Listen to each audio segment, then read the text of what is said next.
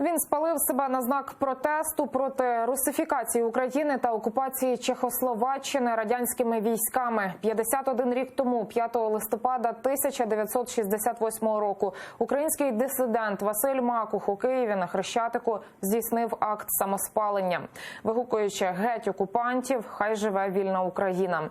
Торік у Празі на вулиці Українській на честь Василя Макуха відкрили пішохідний міст і почесну табличку.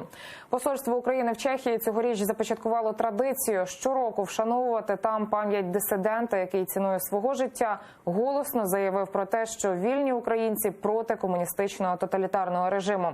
На урочистості у Празі запросили представників чеського сенату, канцелярії президента та уряду. Пролунали гімни України і Чехії, а під час виступів лунало: попри розпад Радянського Союзу, боротьба з окупаційним режимом є актуальною і сьогодні. Сенат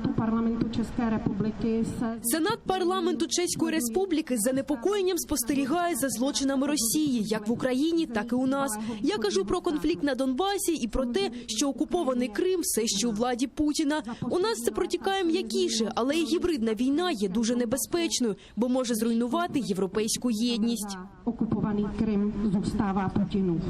Тема окупації України, на жаль, і сьогодні є актуальною.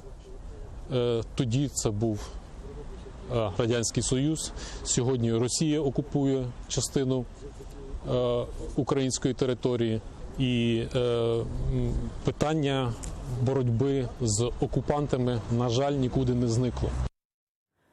Василь Макух став першим українцем, який вчинив акт самоспалення, протестуючи проти русифікаторської політики радянської влади в Україні.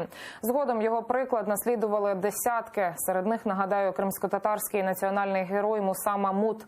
41 рік тому він спалив себе живцем, бо не зміг жити без рідного Криму.